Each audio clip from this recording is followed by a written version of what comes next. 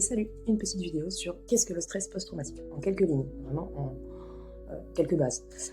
Du coup, le stress post-traumatique, par définition, c'est un trouble mental qui survient suite après avoir vécu ou avoir été témoin de choses qui peuvent être extrêmement stressantes ou bouleversantes. Ça peut être des traumatismes psychiques, ça peut être physique, ça peut être par rapport à des éléments extérieurs assez violents. C'est un trouble mental qui peut paraître invisible aux yeux des autres, qui peut, quand les proches voient une personne atteinte du stress post-traumatique, être un peu incompréhensible ou impressionnant. Et c'est aussi un trouble qui peut devenir chronique à certains moments, ça dépend vraiment des gens en fait. Des événements qui peuvent causer le stress post-traumatique. On a les accidents graves, on a les violences physiques et ou sexuelles, guerres, conflits armés, catastrophes naturelles, et aussi les témoignages que certains peuvent raconter de choses qu'ils ont vécues, et tout ce qui est violence psychologique et physique aussi. Exemple de symptômes qui peuvent se révéler suite à des traumas et qui peuvent induire un stress post-traumatique chez quelqu'un. Des flashbacks, réviviscences et cauchemars, avec aussi des sueurs nocturnes, un sommeil qui n'est pas réparateur.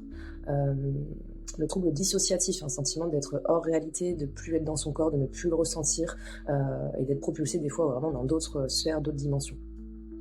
Des troubles de l'humeur peuvent surgir, dépression, irritabilité, tristesse persistante, de l'isolement social, du retrait de toutes les interactions, des phobies ou des peurs qui peuvent paraître irrationnelles aux yeux extérieurs, l'évitement, éviter les lieux, éviter certaines situations qui peuvent remémorer les choses, des difficultés de concentration, de sommeil et autres. Alors c'est une petite liste, mais il peut y avoir plein d'autres choses et on ne fait pas des diagnostics de stress post-traumatique comme ça à la va-vite. Encore une fois, ça peut devenir chronique et causer vraiment des soucis personnels, professionnels, sociaux, enfin voilà, c'est quelque chose qui peut vraiment avoir des impacts sur plein de sphères. Le trouble du stress post-traumatique, c'est vraiment une réponse normale à des événements anormaux. N'hésitez pas, si vous avez des proches et que vous ne savez pas comment faire ou que vous suspectez des choses de cet ordre, ou si vous-même vous avez vécu des choses qui vous créent certains symptômes derrière, ne restez pas enfermés seuls, essayez de trouver des personnes pour vous accompagner, pour vous écouter. Toutes les sphères sont à prendre en compte, que ce soit le corps, l'esprit, l'énergie, plein de choses, parce que dans les traumatismes, quels qu'ils soient, ça vient vraiment toucher plein de parts de soi. Encore une fois, chaque cas est unique. Et c'est pour ça qu'il ne faut pas rentrer non plus dans des généralités. Mais ce qui est sûr, c'est qu'il y a des choses qui peuvent être mises en place pour aider à cheminer au travers du stress post-traumatique.